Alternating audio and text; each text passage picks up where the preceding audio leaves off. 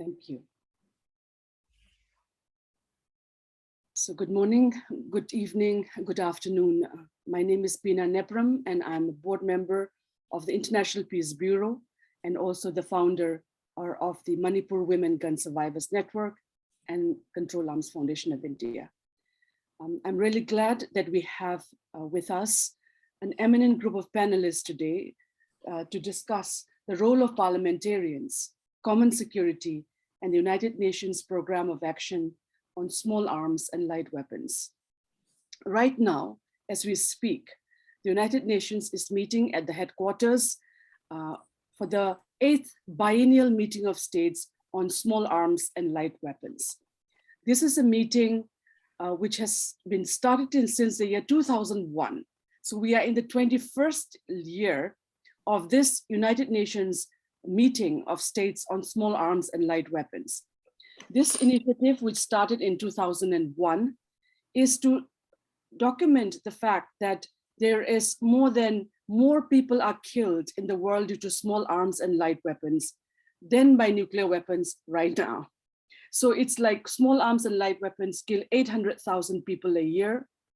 And so there is a lot of work that is being done around the countries on this particular issue. But what has happened is 20 years down the line, we have more wars, we have more conflicts, and we have more human displacement than ever we have seen before. We recognize what happened in Myanmar with the military crackdown, where several thousands have been killed and many arrested till now. And the war is still going on in Ukraine as we speak, as well as in Yemen and other parts of the world where there is rampant militarization going on. International Peace Bureau has been working very hard with partners around the world and civil society partners to see how can we, because as long as the permanent 5 members of the UN Security Council produce 88% of the world's weapons, which is then reaching different parts of the world, how can we have peace? So we have been working very hard on reduction of military expenditure. We have raised this issue at the Biennial Meeting of States this week.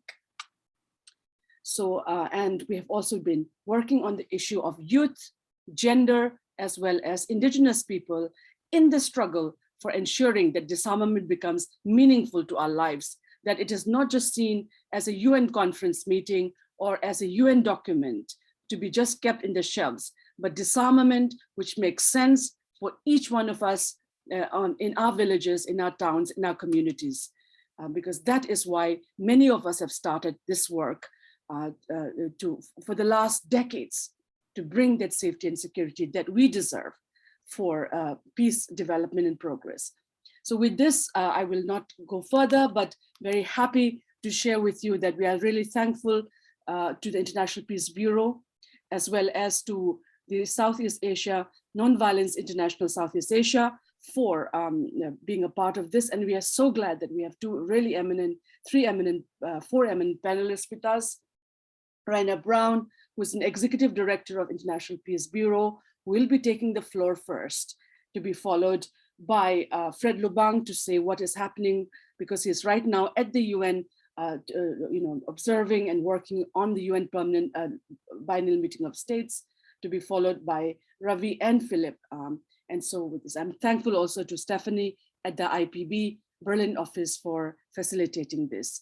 And a warm welcome to whoever is tuning in today from around the world, from India, from New York, from Europe and other parts. So thank you. And this event is being recorded and we will make it available after the event. Thank you so much. And I will call upon Rainer Brown, the dynamic executive director of the International Peace Bureau, whom I have known for several years, and whose leadership has made IPB really a meaningful organization in continents and communities around the world. Thank you, Bina, for this nice introduction. And I will start, when Bina invites me to join this webinar and told me the topic, small arms and light weapons, I was asking myself, what should I say at such a meeting? Because I was asked to say something to common security. And has common security to do with small arms and light weapons? Yes.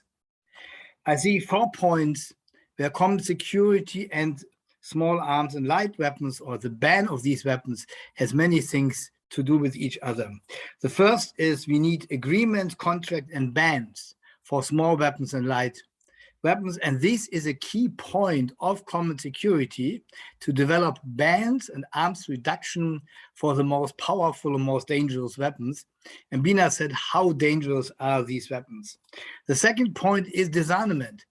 When disarmament is a key point of common security and a key point for the surviving of human being, when I'm counting that the world is spending 2 trillion per year for military spending, a lot of money is going to small arms and light weapons, and we need definitely a disarmament process to save the money for social needs and ecological development.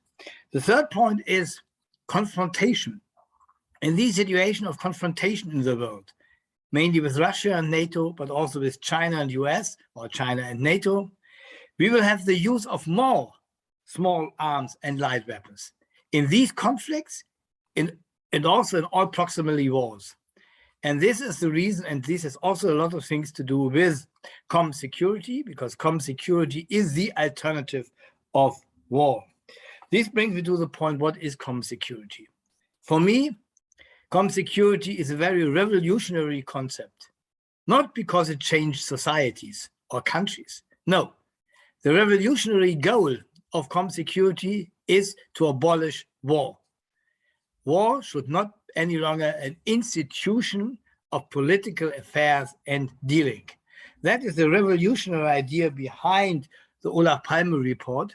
The Olaf Palme report in 1982, the first one, was a very important document which brought the Cold War to an end. This year in April, 21st of April, the International Peace Bureau, together with the International Trade Unions Confederation and the International Olaf Palme Center, published the second Olaf Palme report, tried to develop the Olaf Palme report under the new circumstances. What is the basic idea of this report? The basic ideas of both reports are that security can only be achieved together and never against each other. The security interests of the one side are just as legitimate as the security interests of the other side. And both security interests must be taken in account in the sense of cooperative actions. War, and now I will quote the Peace Nobel laureate Willy Brandt from Germany in his Nobel laureate speech from 1971, war cannot longer be the continuation of politics by other means. In the age of nuclear weapons, war is the ultimative ratio, peace is the ultima ratio. This, I think, is the background of common security. Common security means to abolish war, to ban war out of international politics. Instead of that, we need trust building, cooperation, dialogue, negotiations, agreements. And the final point and the key point of this common security structure is to come to a world, a disarmed world. These are the key points which we put together in 6 principles, which I will quote shortly. All people have the right to human security, freedom from fear and freedom from want. Building trust between nations and people is fundamental to peaceful, sustainable human existence. Third, there can be no common security without nuclear disarmament, strong limitation on conventional weapons, and reduced military expenditures. 2 trillion per year is not any longer possible when we are looking to the climate change and when we look into the social injustice of the world. When speaking about the Ukraine conflict, we see there's a social injustice that hunger and poverty developed in a tremendously way. And I'm not so sure if we will not have in front of us the most cold and the most dangerous autumn in the history of the last 50 years. So I'm very worrying about this when I'm looking to all the price development, the inflations, and. So we need military disarmament. Global and regional cooperation, militarism, and the rule of law are crucial to tackling many of the world's challenges. This means cooperation and international law are essential parts of common security. Fifth, dialogue, conflict prevention, and confidence-building measures must replace aggression and military force as a means of resolving disputes. For me, this is very important, because what are the steps, the first steps, when we are coming from when we want to leave confrontation and coming to cooperation? For me, the very important first step is trust building. Speak with each other, listen to the other, and not accusing the other as enemy. And this trust building, when I'm looking to Ukraine-Russian war, is a key point when we want to overcome this horrible situation. Sixth point, better regulation, international law, and responsible governance also need to be extended to cover new military technologies, just as in the realms of cyberspace, outer space, and artificial intelligence. This is for me very important because it looks in the future. It looks in the future when we are looking to the labs, to the military labs, what are they developing for future arms and how dangerous are these arms? Saying this, the new Olaf Palme report, in addition to the Olaf Palme report from 1982, has two key additional points. It's a global report and a regional report. Global means we can only solve the global problems of the world, above all the climate change, but also poverty, but also other environmental questions like water or biodiversity, when the world is working together. I said in a discussion yesterday, we can forget Paris Charter when we are not stopping these confrontations. We will not fulfill any of the obligations. And I'm not speaking about the 1.5 degrees. We can forget that. When we really want to solve the planet, we need cooperation. And this is the global dimension in the new Olaf Palme report, which says cooperation is a global challenge and need. The second is regional or cooperation. I think it's impossible to develop a common security structure for the world. We need common security structures and common security plans and ideas for the different, most critical and most dangerous part of the world. The old Olaf Palme report was a report for Europe. It helps to overcome the first Cold War. To overcome the second Cold War, we need regional cooperation and regional common security efforts for Korean Peninsula, for South China Sea, for Western Asia, and for many other parts of the world. The report is giving some guidelines for this regionalization of common security, and this has to be developed in the future. These are key messages. And the final point, and this is also in addition to the Olaf Palme report #1. The Olaf Palme report was a report of very famous state politicians. This Olaf Palme report is a mixture of politicians and civil society. So we end with the appeal that we will only get common security when the people of the world, the peace and other social movements are acting in these directions, being engaged and taking it as their document for promoting it, for underlining it, and bring it to action. Without the people's action all over the world, it will never work. And when I can say a very good example for a worldwide peace action, I think Bina saw it. We had last weekend the 24 hours peace wave, and all the 12 time zones of the world, all the 12 time zones of the world developed 2 hours programs against militarism and NATO. This was for me a wonderful example how the worldwide peace movement can work together and can be creative and in action united. Thank you.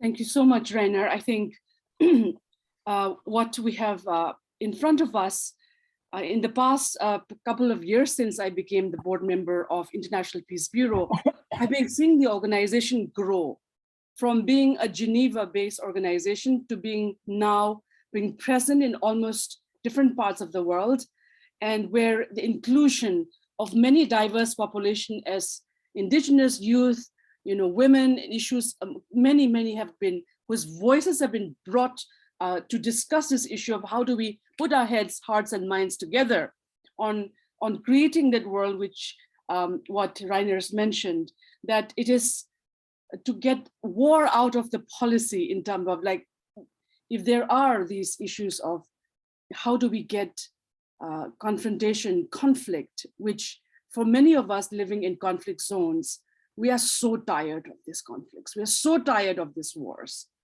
So we are trying to bring that war should not be, as to quote, war should not be seen as a part of a policy of a nation, but rather it should be peace.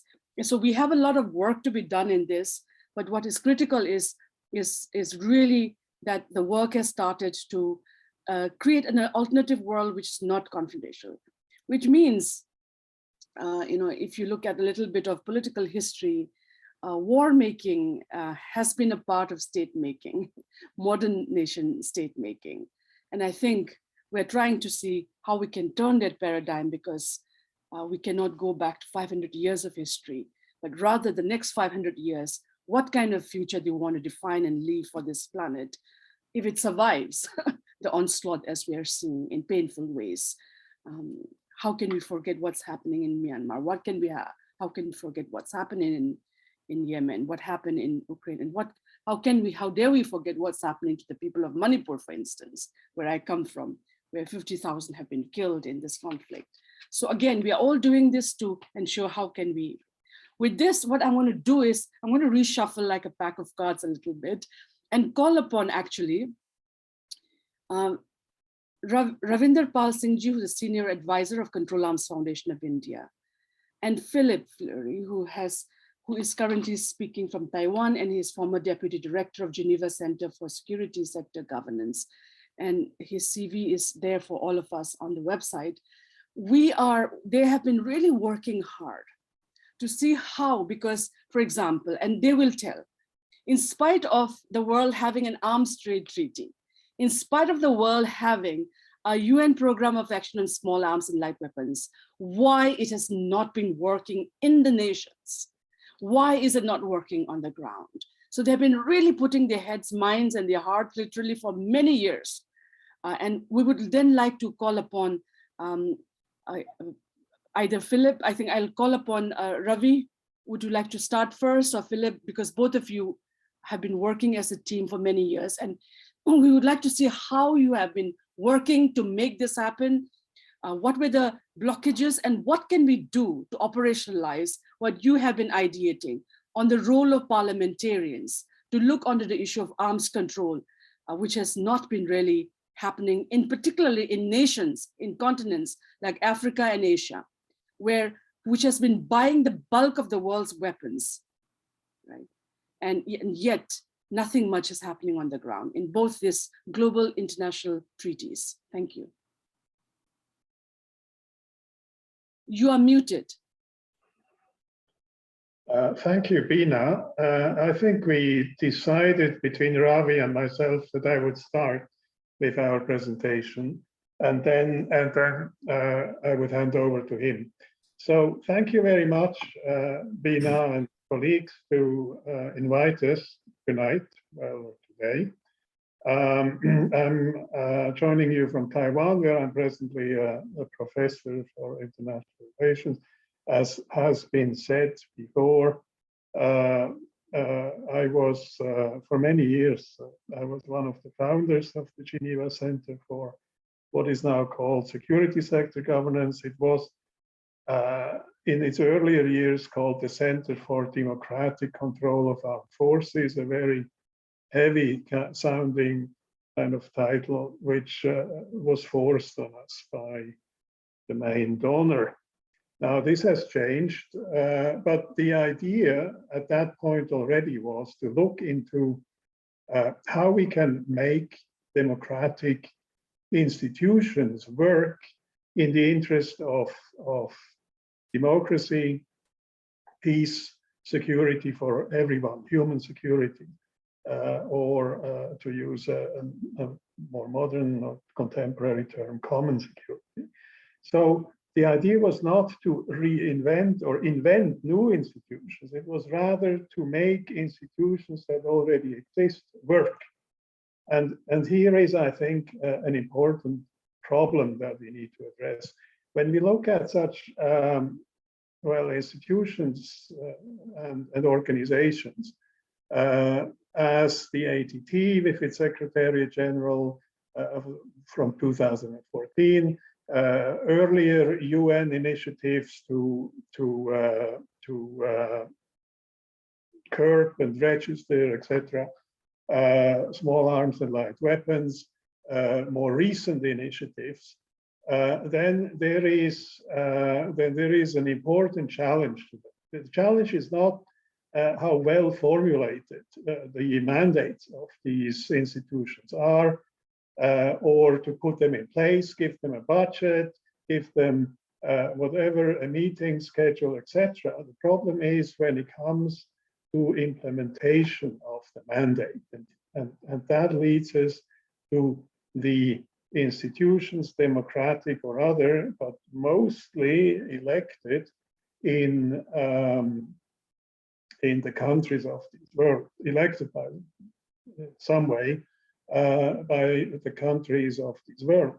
So when we look at member states or signatory states of the ATT, for example, the Arms Trade Treaty, many of them have never warmed up to actually ratify their membership. Why is that? Well, who is in charge of such decisions?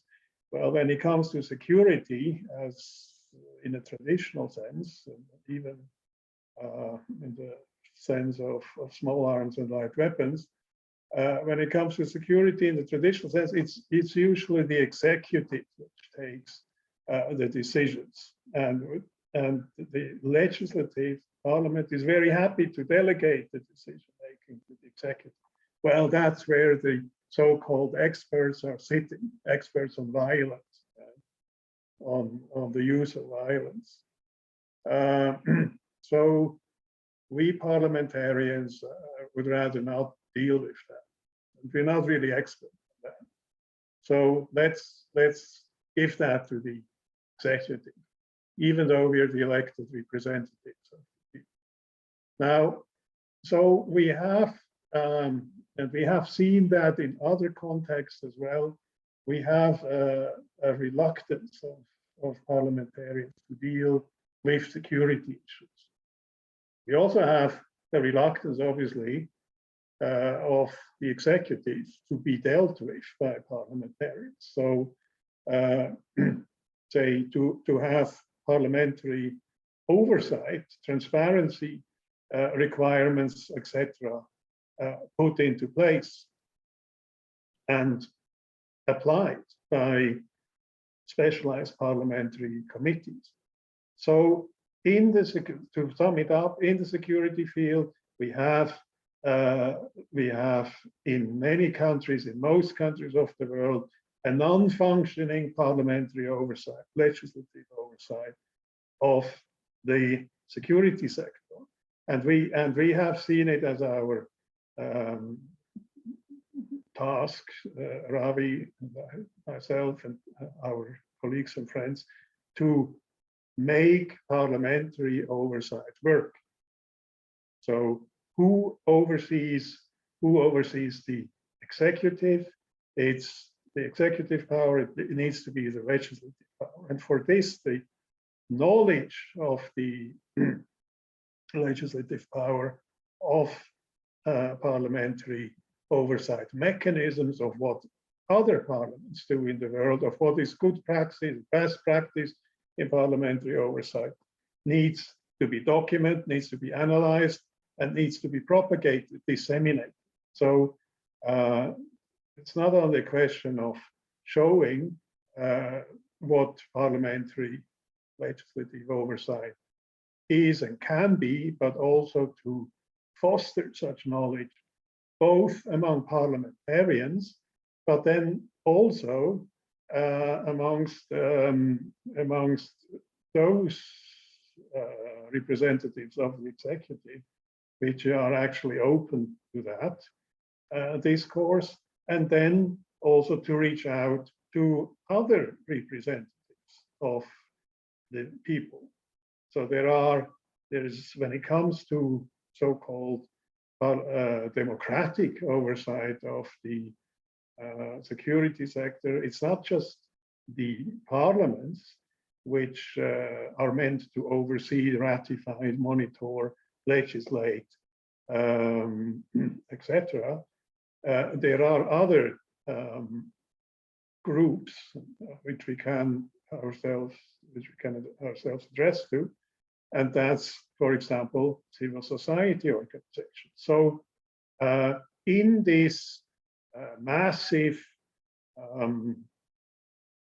effort to foster democratic oversight over the security sector, over and in this concrete case over the small arms and light weapons trade and possession in a society, it is important not only to talk to the executive, but especially to foster knowledge of legislative oversight amongst parliamentarians, and then amongst other representatives of the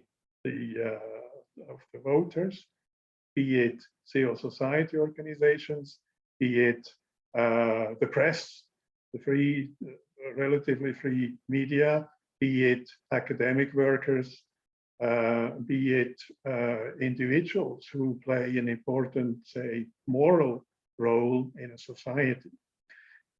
So we have been in cooperation with the IPU, we have been analyzing or we have been trying to IPU Interparliamentary Union, we have been trying to analyze why the ATT is not, in spite of it having authority, in spite of it having ambition, in spite of it having a budget, in spite of it having a budget that can be put on behalf of reform projects in interested countries which need to apply for such funds and assistance that could be provided by the ATT General Secretariat, why the ATT is not more successful and not more in demand.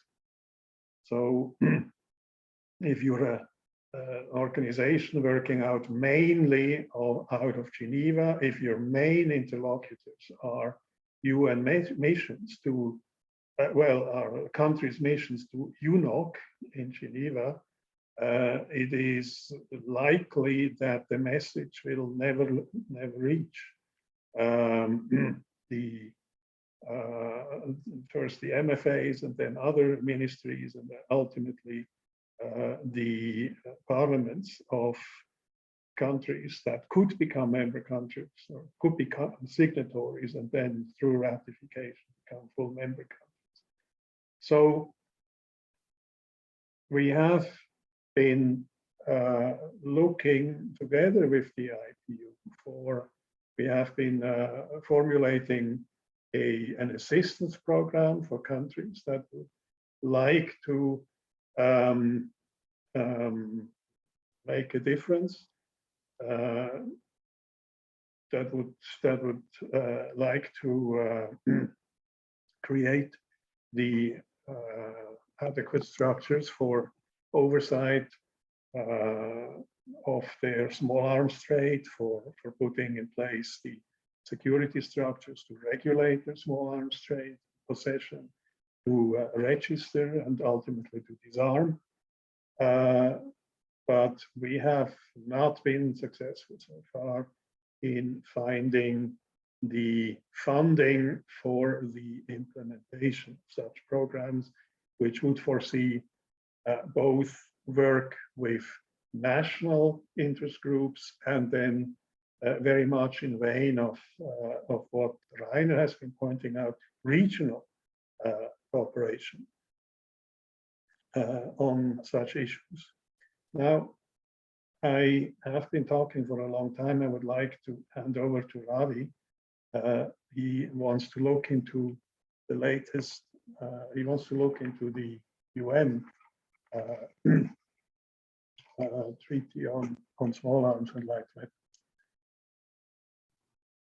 Thank you, Philip. And yes, thank you so much for describing. And for those viewers who are tuning in, the International Arms Trade Treaty was a treaty the work on this started in 2006.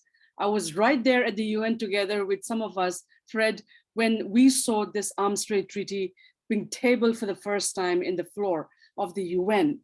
And the reason is there are more regulation in the music and film industry than in the arms industry. That's why arms are traveling from one point to the other till today. And as I mentioned, so there has been an international regulation. And in 2013, around that time, the United Nations passed an arms trade treaty. And now the point is, we thought the passing of an arms trade treaty would make the world safer, but the fact is it hasn't. So that's what Philip and Ravi has been working very hard on seeing why hasn't it succeeded? Why is it there is laxity in it? So I'm really grateful, Ravinder Pal Singh, who has been who has been one of our advisors at Control Arms Foundation of India, and somebody who we were never introduced. We had gone to Bangalore at the arms fair, Velahanka Arms Fair, to protest the presence of over 600 arms companies who are in Bangalore, India's IT capital. And we were featured in Times of India, and Ravi found us there and tried to connect us. That's how we met. So again, really happy that he has been with us, someone who has worked in the establishment, but became a peace researcher, because I know, he came to India at 5 years from, as a refugee, right? And then built his life around peace. So he's an extraordinary history and background, and we're so grateful that he continues to guide us in our work to make our society safer. Ravi. You're muted. Is that better? Okay. Thank you, Bina. Thank you, Rainer, and all the colleagues on the panel, Fred, Philip, a traveler in this journey, in a common effort which we find a number of international initiatives are pursuing. Philip and I have been looking at the issue of how ATT is succeeding and not succeeding and failing in critical areas and critical countries which affect the most vulnerable and high incidence of violence in those parts. Whereas the UN Program of Action on Small Arms and Light Weapons, we find that here is another initiative which is moving in a similar direction. And where can the dots be connected? And where are the gaps? And I think Rainer's laying out the broad conceptual frame was useful of the question he raised, how to get people involved.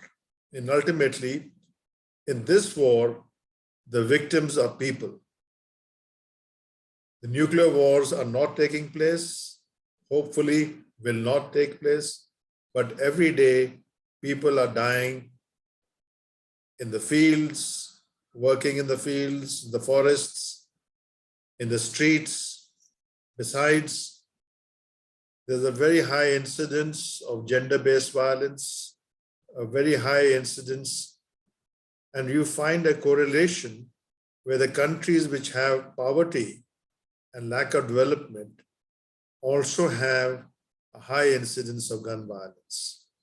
So clearly, what we found over the last few years, that the high impact areas of this neglect is in Africa and Asia, and about 5 countries in Latin America. We still haven't really looked at, say globally, that what are the ways one can find a practical solution. And this is where I come in, and we want to find what are the practical steps which can be taken, which hopefully will reduce our understanding gaps, are initiatives gaps and action gaps. Now, what we find that in terms of high incidence of gun violence, that has to be very clearly brought out. What kind of violence is in what country and what region? And somewhere we have to prioritize the areas, make a graphic description of areas of high violence, medium violence, and moderate or low or whatever, and different types of violence. So our understanding has to be much more scientific. The second thing I found that while in the UN program of small arms light weapons, which is a voluntary initiative, and countries are allowed to report, the ATT is a treaty which also requires certain obligation, failing which you are a violator of the treaty norms. And that is where many countries who are willing to report to the UN program of small arms and light weapons are not actually wanting to be part of the treaty. And that question has to be asked. The third thing which has to be asked and mapped out is that what are the problems in most of these countries which are unable to come up to standardized levels of reporting and action taken. We still don't know what the problems are. We know that there is a problem, but what are the problems in each region, in each country? And that mapping is possible. And Philip and I have been working out a methodology, how to reach out to the parliamentarians, public interest representatives, activists, media, to first find out what the problems are before we can diagnose and come up with a solution. Insofar as this panel is concerned, the focus is the role of parliamentarians. And I think this is important, where the executive branches of the governance system is finding itself inadequate and not taking adequate measures. In that, the role of parliamentarians have to be professionalized.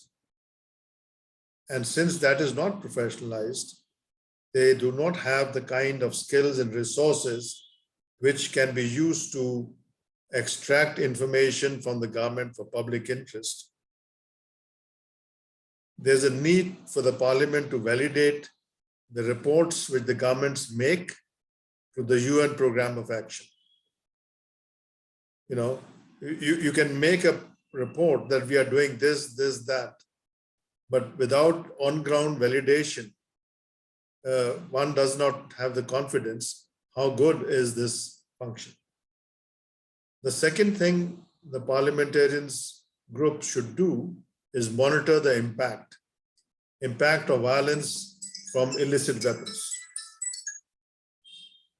And that is where it is important that still we don't know how many people are dying, how many women are being raped, molested by using illicit weapons. The third area is need for the parliamentary groups to scrutinize the reasons for the problems and come up with solutions, suggest ideas, methods, and provide funds, because that is the role, is to provide resources to the executive branches. Fourth, they have to review the executive process of creating a checks and controlling illicit flow of arms. What I'm trying to say in a nutshell is unless a practical steps are defined and obligated on the parliamentarians and the governments for the both members of the system, it is going to be very difficult for them to be functioning in an effective way. So what do we do as this group? Let's say IPB wants to work on this area. One useful role would be to map out the civil society members in 80 odd countries in Asia and Africa and Latin America, which we had identified, are the high incidence of gun violence, non-members of the ATT. They may be complying to the UN program of small arms, but in actual fact, on ground, they have a very high incidence of the problem.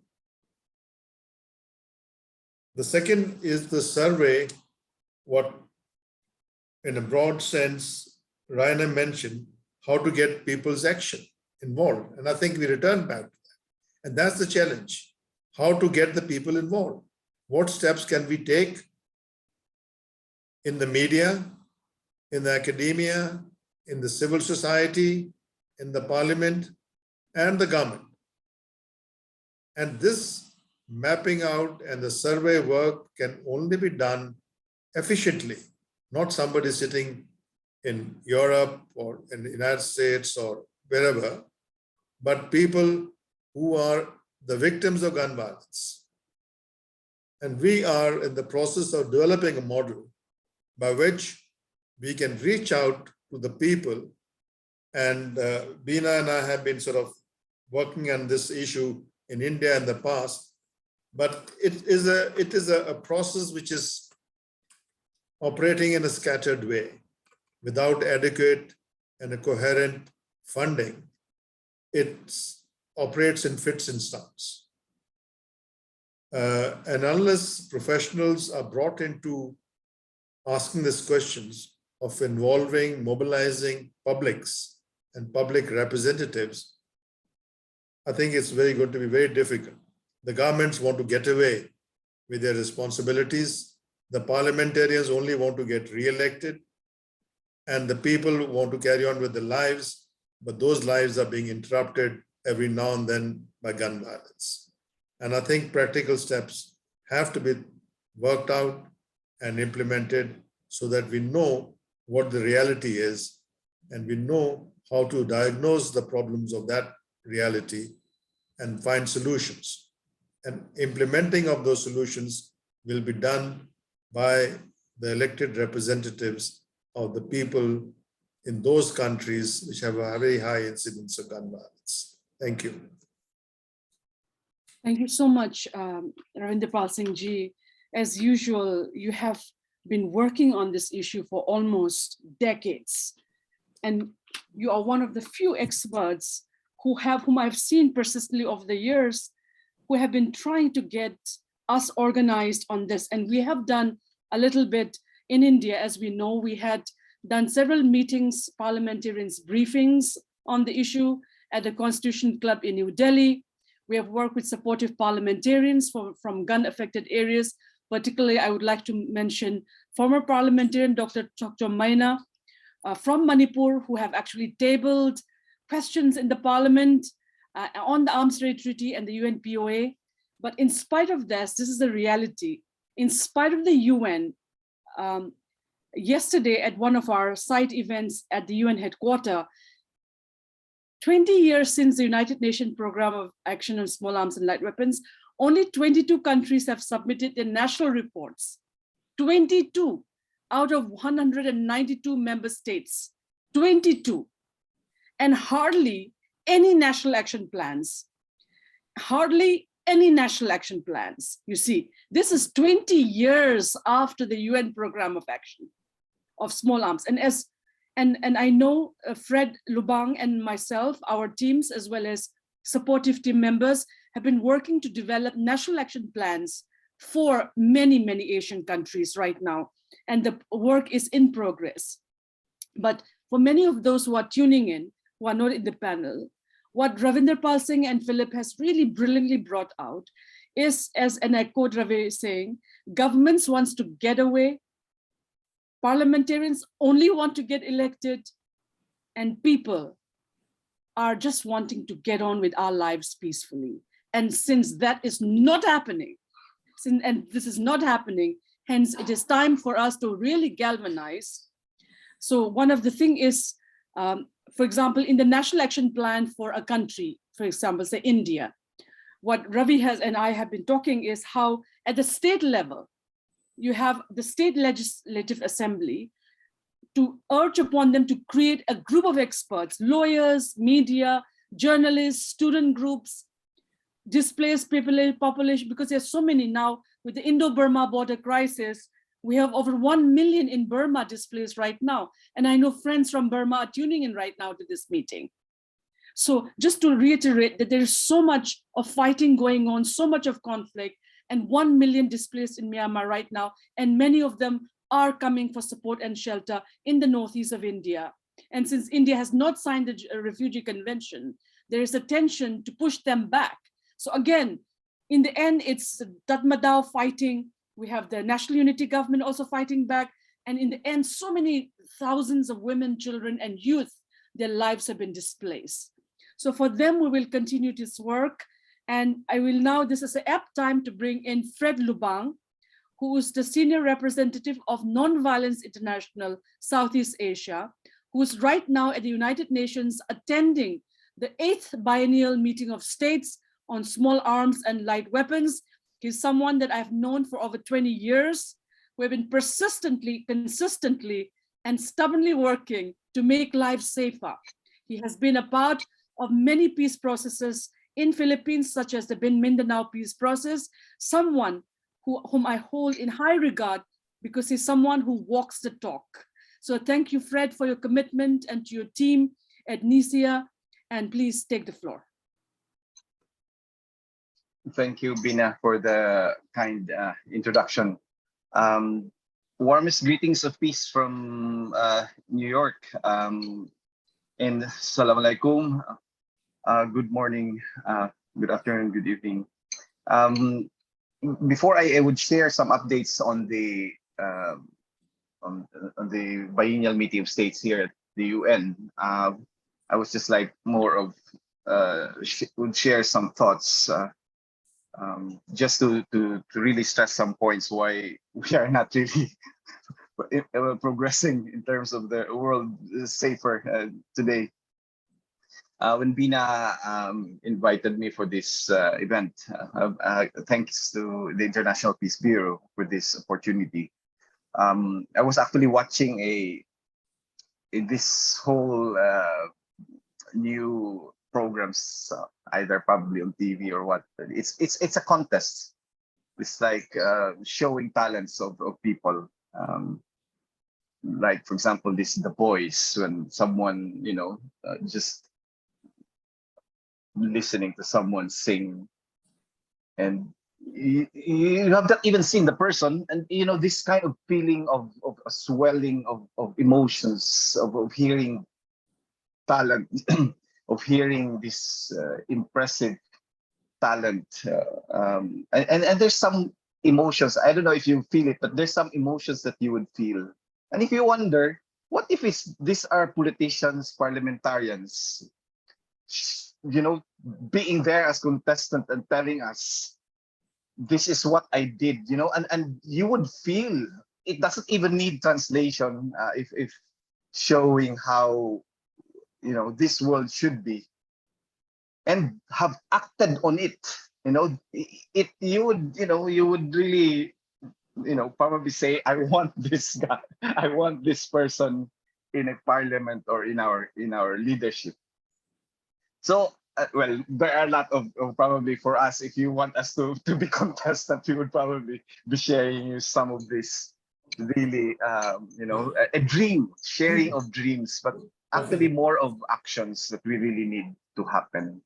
I'm sharing this because when you look at the title of this webinar, we could actually translate it to a more realistic title. It's really about authentic leadership, which deals with the parliaments, an agenda setting, which Rainer have shown clearly, of common security, and actions and its impact.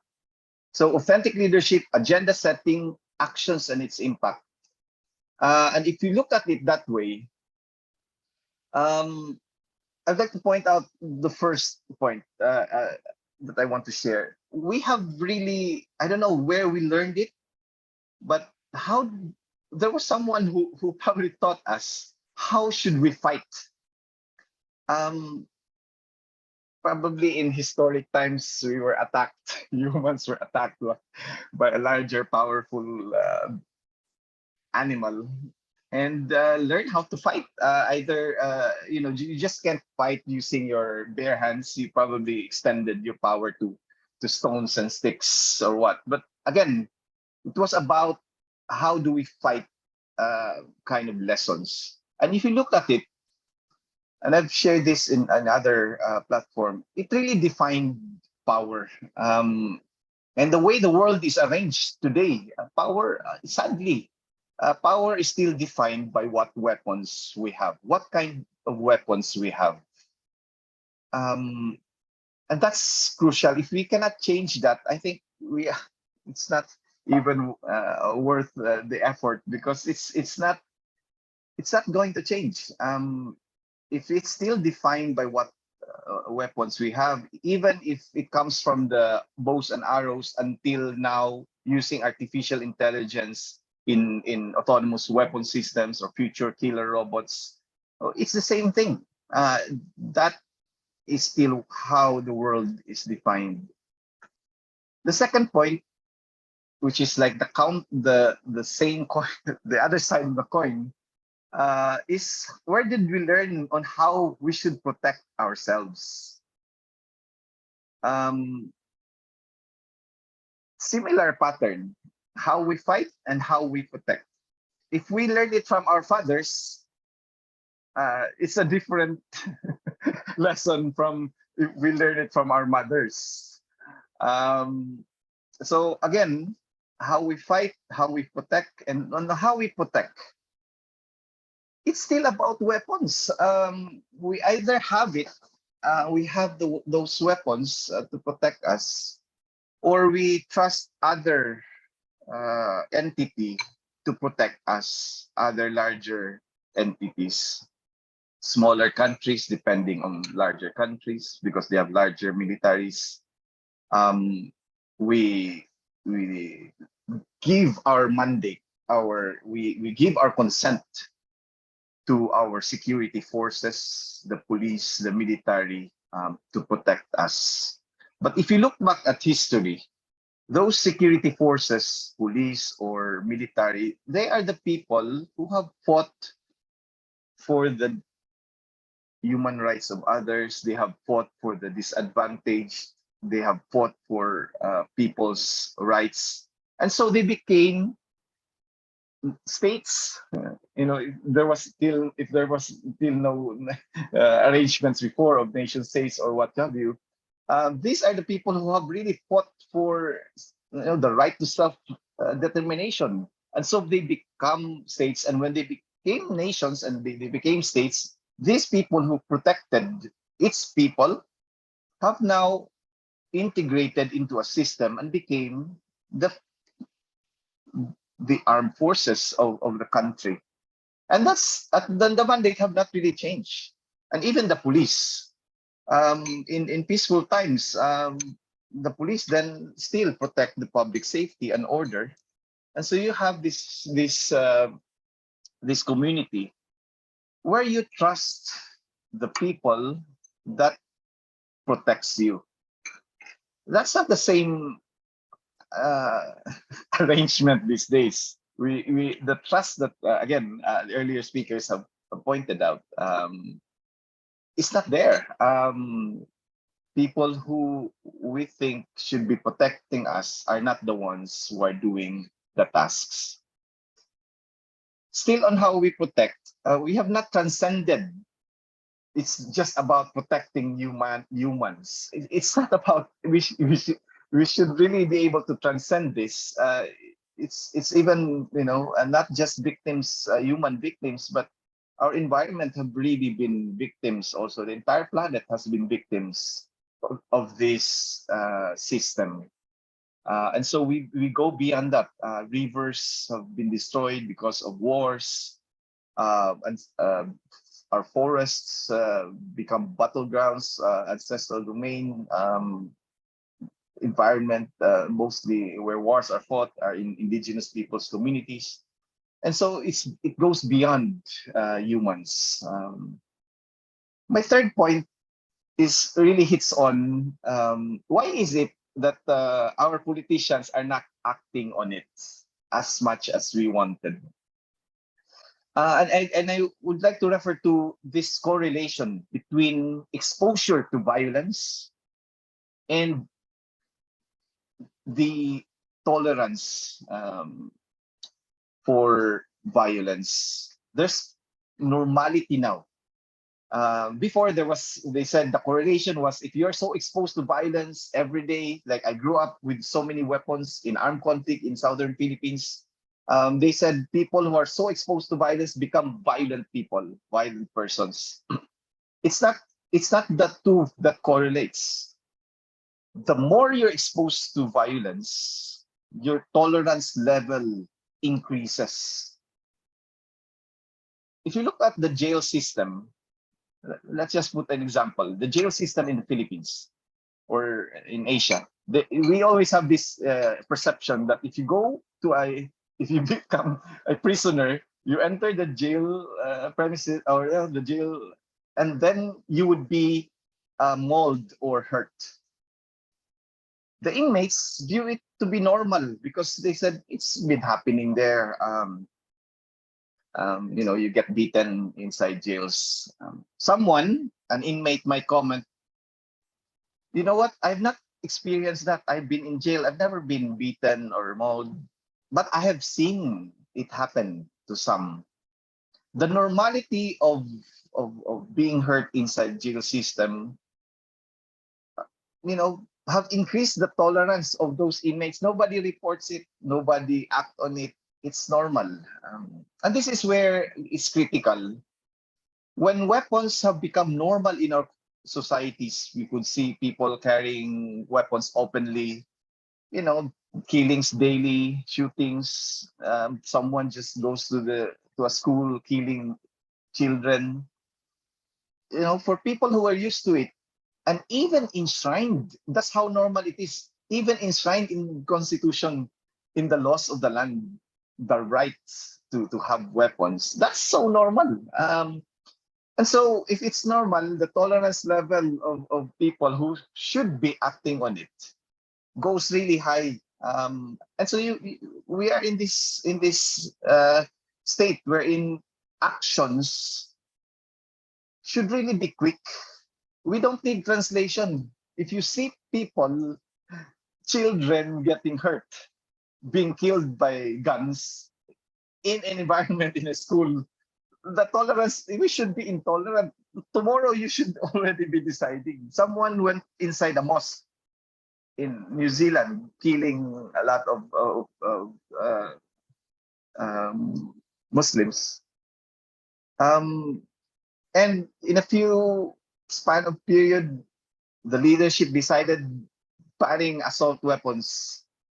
That's leadership. And I'm talking about authentic leadership because it really has to have a low tolerance for violence, the normality. If you think people carrying weapons is normal, then there is some problem. If you think that protection should be given to people who we don't trust, again, there is some problem.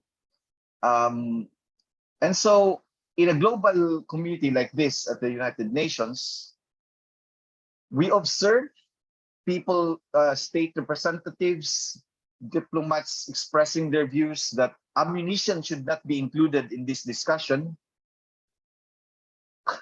there is something wrong. Guns and ammunitions are like, inseparable. When you talk about some another, you cannot ignore the actual thing, the actual object that hits people's bodies should be discussed.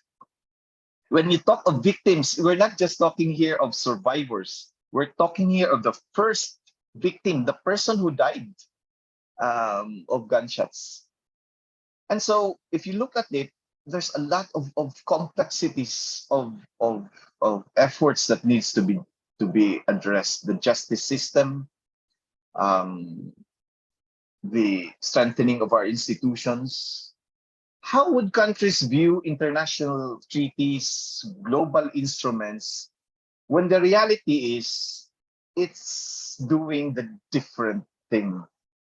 We're trying to control weapons flow, but we're looking at a theater of Ukraine and Russia war, wherein all countries have really tried to support each other and flowing weapons, because that's how we learned how to fight. You have to supply these entities with so much weapons. Nobody is showing that protection is basically what Rainer have shared, believing that this can be resolved through constructive dialogues.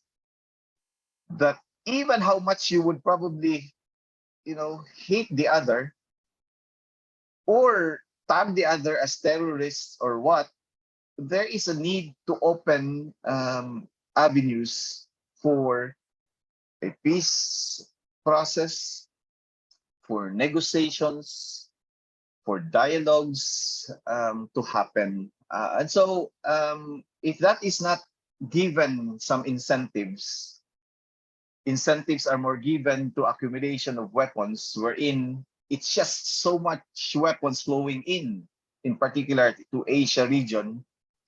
At some point, we need to look at the whole life cycle of weapons. And this is where we would thank the Philippines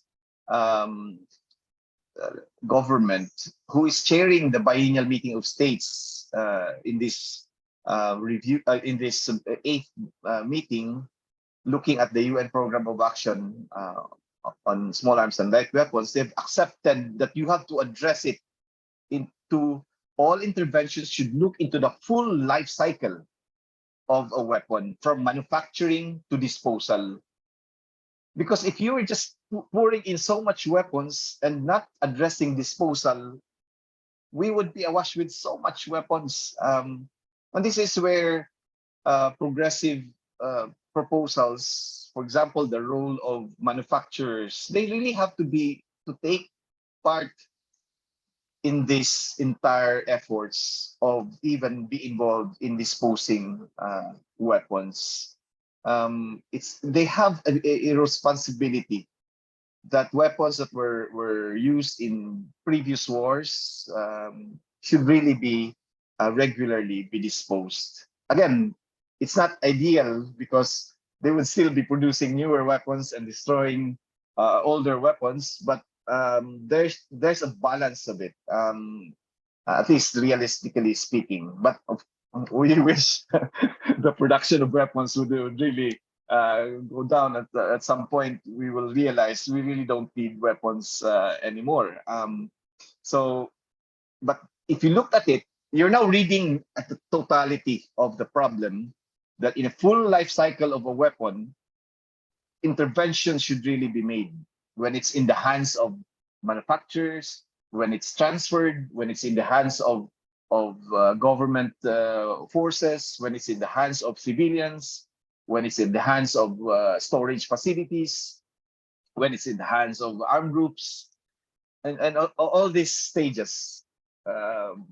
Because the idea is every weapon cannot be in two places at the same time. It is in those whatever phase in the life cycle of weapon, but ultimately it leads to its disposal. And so in this particular 8th Biennial Meeting of States, Philippines is showing leadership by example. One, Philippines is now considered to be the most compliant in terms of humanitarian disarmament, global instruments and treaties. In the past 6 years, we have ratified the most number of humanitarian disarmament treaties, from banning cluster munition, banning nuclear weapons, being a state party to the Arms Trade Treaty, and most recently with the Convention on Certain Conventional Weapons, Explosive Remnants of War, Protocol 5. And that puts Philippines now to be a role model and on humanitarian disarmament. I'm sharing this because it really shows that if the political will despite what's happening on the ground, policy making have improved, being compliant to international law, and as a state party. It now goes back to the implementation, and the role of national agencies has always been complementary to these policies, and that's the challenge there. We really have to strengthen at the national levels good practices of implementing the UN program of action, because if it's just left here, motherhood statements and just really diplomatic speak, and just be compromises, and we know all about UN, even how much progressive ideas you poured into it goes down because consensus compromises are being made. You'll never get progressive international tools at the global level. But the real test and indicator of the success of the UN program of action is at the national level, showing good practices. Any senseless deaths that you would hear every single minute, a lawyer walking in Philadelphia or somewhere shot, and you don't understand why he was killed, is a big blow to a global instrument such as UN Program of Action on Small Arms and Light Weapons. Be it any cities, be it in Manipur or in Myanmar, any death caused senseless.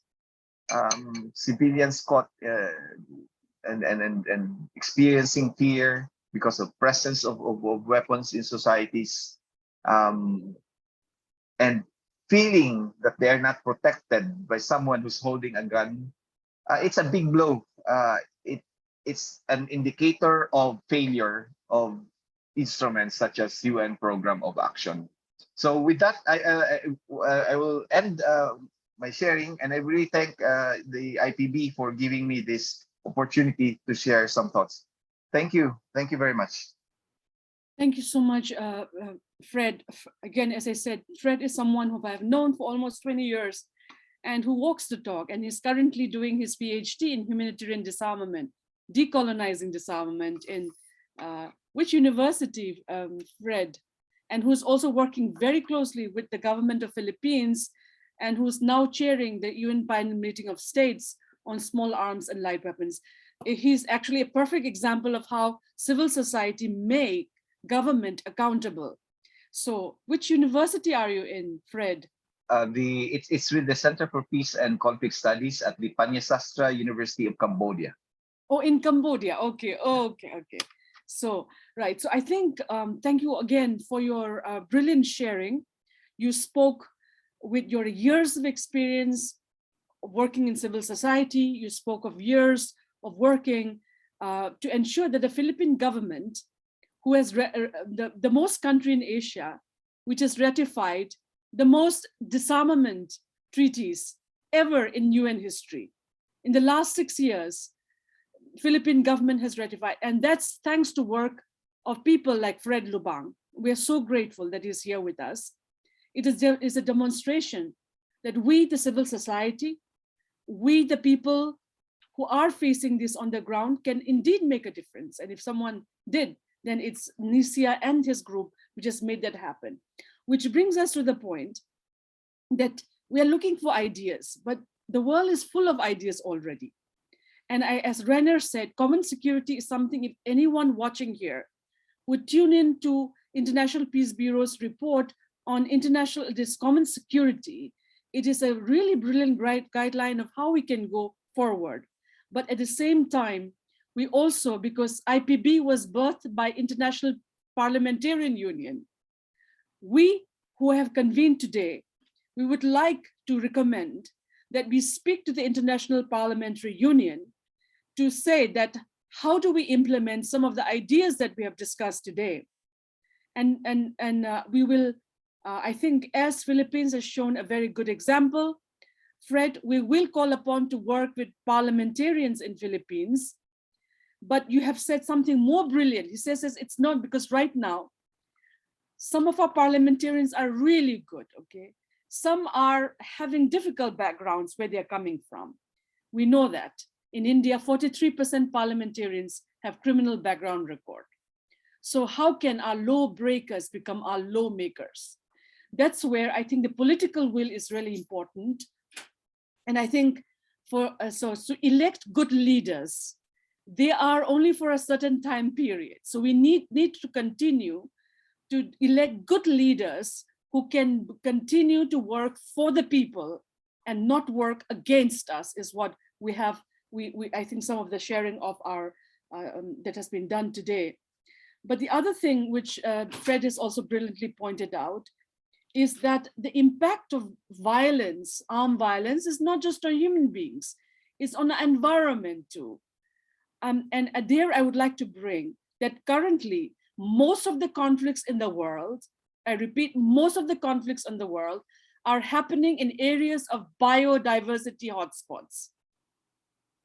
And more than 80 to 90% of people who live in this biodiversity hotspots are indigenous people. That's why in our work for common security, in our work for ensuring Arms Trade Treaty and United Nations Program of Action, we got to work with elected members of parliament who are indigenous in many countries. For example, the New Zealand foreign minister is an indigenous person. She's a Maori woman, you see. And we know many indigenous people in Australia, diplomacy. So I think we have to also, as a strategy, to work with indigenous leaders in our countries, and particularly indigenous parliamentarians. We have to find them and we have to work with them to put pressure. I think it's really, and finally, no, Fred, this is where I would differ. As you rightly said, when we see the power of our fathers from the power of our mothers, it's different. We know that. And we in Manipur know that. Our fathers picked up the guns and our mothers have picked up the bamboo torches and patrolled the streets of Manipur at night, called the Merapaibi movement. Something, and both the Indian military and Indian society fear them. And so power does not come out from the barrel of a gun. Power comes from the determination of our hearts and minds that death alone is not power. If you kill someone, it is not that you are powerful, rather you are defying the human sensibility. So and we have known in our history that yes, the modern nation states, as I repeat, has been built on war. But that is because of the colonization. We have to create a decolonized world now, where we don't have to fight wars, but rather live in the spirit of coexistence and cooperation. So with this, what I will do is, because we have few minutes to go and both Fred and me have to reach the UN headquarters. So I would like to open the floor. If any one of you from the panelists, or if Stephanie, if anyone from the audience would like to ask any questions, this is a time. We have 10 minutes.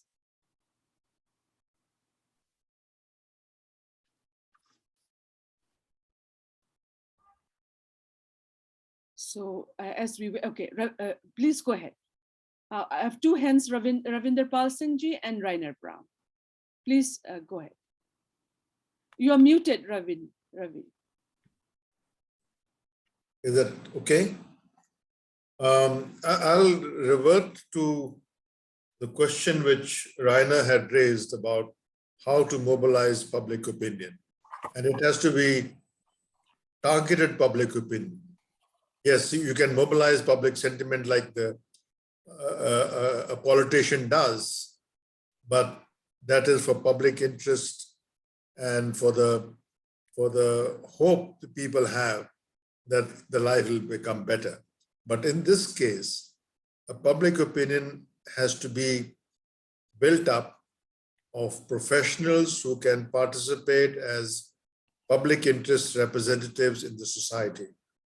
And that's a very important thing. What are the barriers? Where are the limitations? Where are the opportunities? what options we can take. If we assume that, let's look at this 80 high incidence countries in Asia, Africa, and Latin America as a first problem. So we have two strands of thinking going on. One is looking at the global conceptual ideas and solutions to find solutions to the global problem.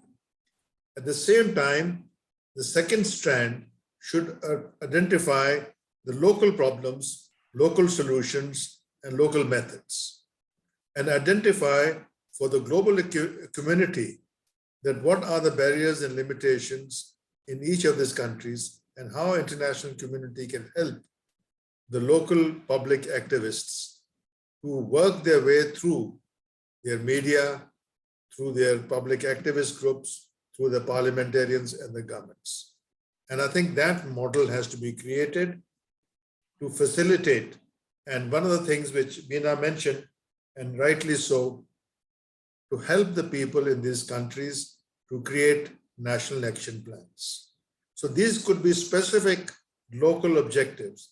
And let us see if these 80 countries can be seen as an objective for an international initiative. Thank you.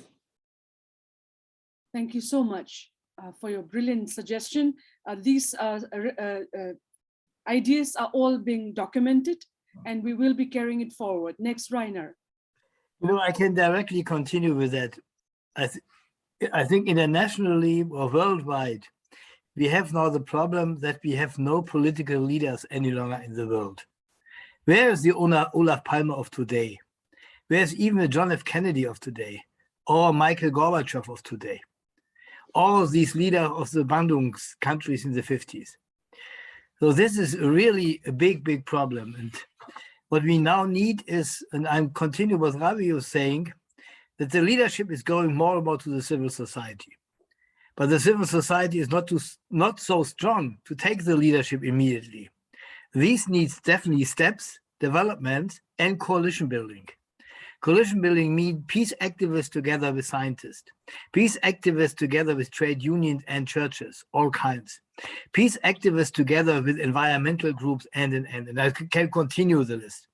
I think this is the coalition building for the future to really develop a leadership for civil society in the international opposition against militarism. And I think this is absolutely what we need now. And I think Bina has not mentioned it. I think IPB starts with the World Congress in Barcelona last year, a first small step in these directions, bringing the different players together in one international conference. And I think we have to see how we can do this in every country, in the region and internationally, and have an exchange about it, because we have to learn from each other and to see what we can make together better. So this is, when I'm looking to yesterday a press guy asked me, what are you thinking? Who are the two biggest leaders in the world now? I was really shocked when he asked me the question. And then I answered him, for me, I have two ideas. First of all, was the Pope with his brilliant leadership against weapons and for disarmament. And the second was the UN General Secretary, knowing how difficult is his job when he has to chair the P5 or the Security Council. But, look to the different countries. I cannot really see leadership. That is, for me, a big problem. The second, I would like to add one point to Fred. And this is, he was speaking about the circle of all the weapons from production till to destroyment. I think we have to add one word to this process. This is the word conversion. We need the conversion of weapons and weapons industry, because all weapons which are produced are to 90% also used. Only the nuclear weapons are not used. So conversion is for me also a key point which we should bring in the international discussion about weaponizing and alternatives. Thank you so much.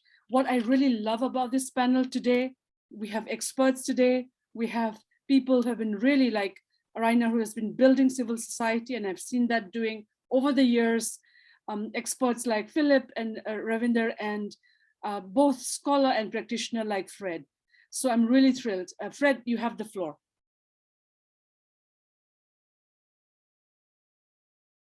just more of a comment on following Ravinder's and Reiner's view. First, on Reiner's view, yes, conversion is really part of the disposal component, because in the Philippine example, in the peace process, peace agreement with the Bangsamoro, it mentions there, it specifically discuss what to do with weapons in a peace negotiation. So negotiating disarmament is a key agenda in peace processes, should be in the world. You have to talk what to deal with weapons.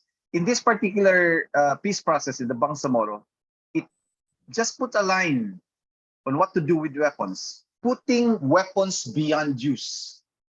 And what does that mean? It could mean anything. It could mean what Rainier mentioned, conversion. We could convert it, probably melt it and turn it into artworks or what, or other products, transform it. It could also mean just disposing it, destroying it, and many other things. But the key thing there is that it's not about surrendering weapons.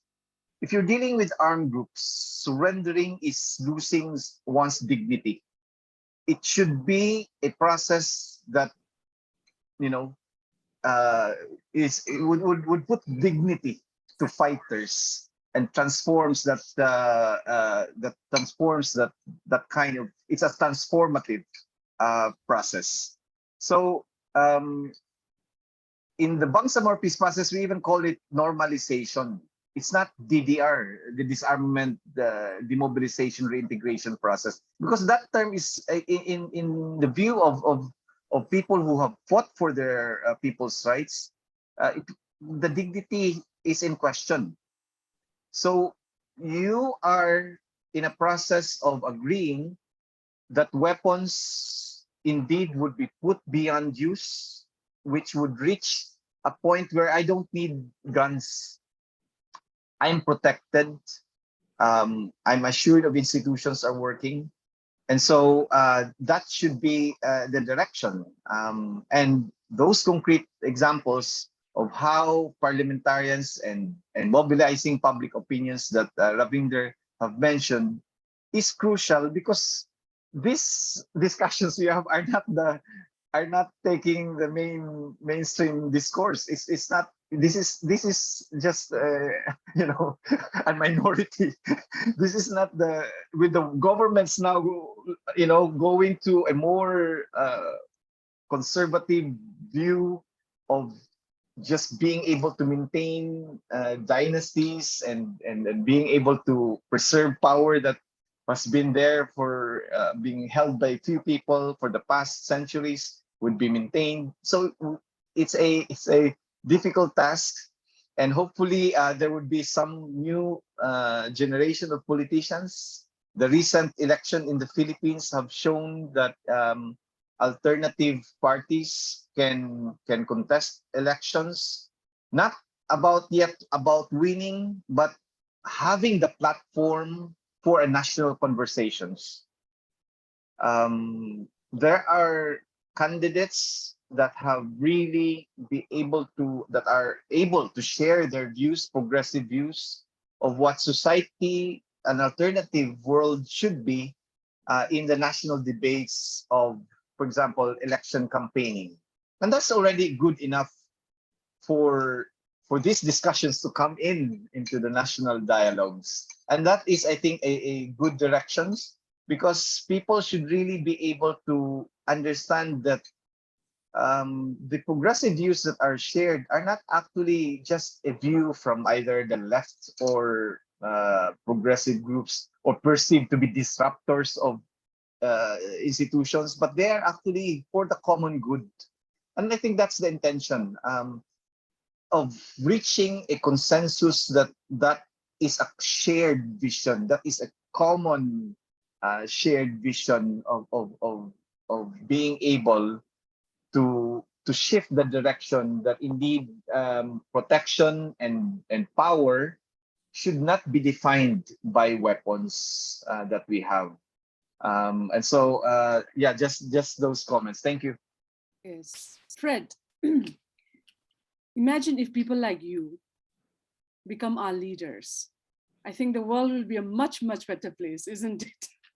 Imagine that, just thinking. You know, if, We have to understand why people don't run for political positions, why civil society leaders are not entering into political arena, and that it needs to be understood. Why are people who are who let's just say have really good alternative agenda and views don't even want to go into that arena, and that needs to be understood so that we would be able to encourage a new generation of people to I don't know, for the lack of word, take the risk.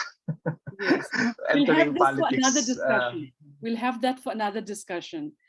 Thank you so much again for your commitment. I give the last word to Philip.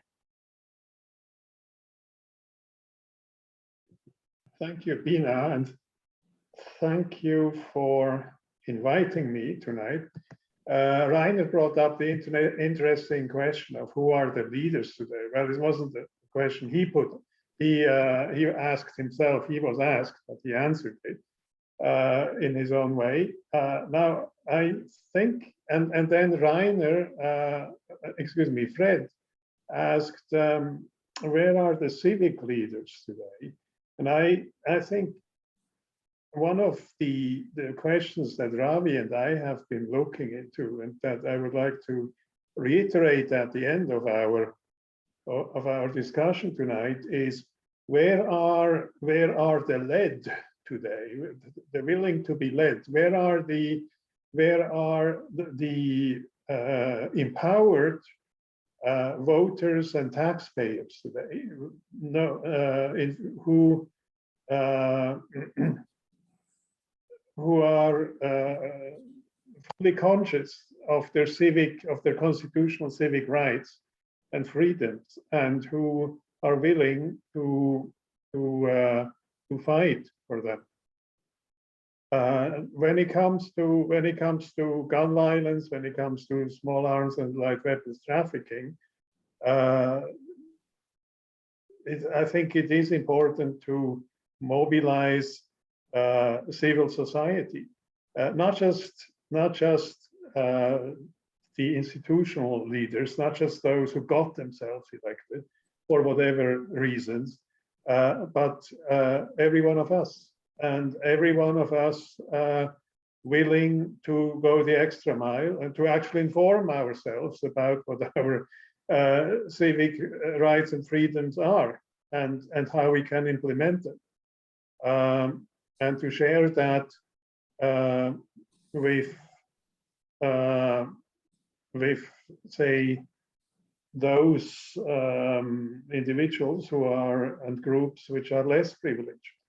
So when it comes to decolonization, I think it is important to empower minorities, and empower them with the knowledge that actually gives them power. So and also in this area of small arms and light weapons trafficking, the whole life cycle of the arms, including disposal and disarmament. This is not the last discussion that we should have. This is the first discussion. And I hope we will have more discussions leading to action. So I'm certainly willing and available for further both discussion and action. So count me in, Bina, count me in, all of you, if you are action oriented. And if you want me in, thank you. Thank you so much. In fact, what a brilliant way to conclude, actually, with your words. You had asked, who are the leaders? Renner says, Pope and Guterres, UN Secretary General. I beg to differ. The real leaders are our women, our indigenous leaders, our youth who are fighting in and out for a world. They are our leaders. And most important, Philip asked a question, who are the civil society, who are willing to be led?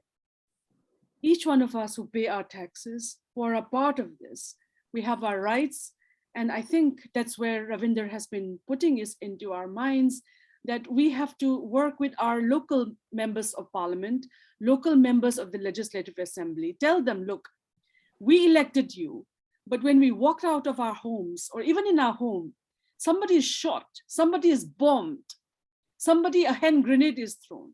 Is that the life that we want to lead? When every child born, their lives are so precious, it's taken by a Chinese 9mm gun or a Chinese hand grenade worth 200 rupees. That's not the world we want to grow up, and our children and grandchildren to grow up in. So, and then most importantly, is to involve the indigenous, the minorities, people who are marginalized, as Philip said, in the decolonization process that has been there. And I think I would like to quote what a co-vice president of IPB said, Philip, whose name is also Philip, who talked about a new social contract that we need, a new social contract that is a need of the hour. And I'm so glad International Peace Bureau did the International Peace Congress last year, and the next Peace Congress is in 2026. And all of you are tuning in, please join. There's some of these amazing organizations like the Nonviolence International South Asia, the Manipur Women Gun Survivors Network, for instance, in work that is being done by International Peace Bureau and many other organizations who are doing amazing work. Go to their websites, become members, and just join in the movement. And for the next few steps with Philip and Thing, we will continue to engage International Parliamentarian Union. We will engage members of parliament and local legislative assemblies, and we will start a group of supportive parliamentarians and leaders who will take this up, get the media, get civil society involved, and for the common security of each one of us. So thank you so much for joining us, Rainer, Philip, Ravi, and Fred. Thank you so much, Stephanie, for all your effort, and for the wonderful staff at International Peace Bureau Berlin office for live streaming this. To each and everyone who has tuned in from around the world, thank you so much for joining. We have not taken your questions, but what we will do is please write to the email address from IPB, and we will respond to it, because we have to run for the start of the last meeting of the Biennial Meeting of States starting in an hour's time. So thank you so much. Take good care, and we'll be in touch. And we are on our way to make our communities and this world safer. If there are bad leaders, there are also good leaders. If there are bad citizens, there are good citizens too. Night and day, spring and summer, winter and fall, they all coexist together. And this is life. Thank you. And again, my best wishes to everyone, and have a good night, good day, good afternoon. Bye.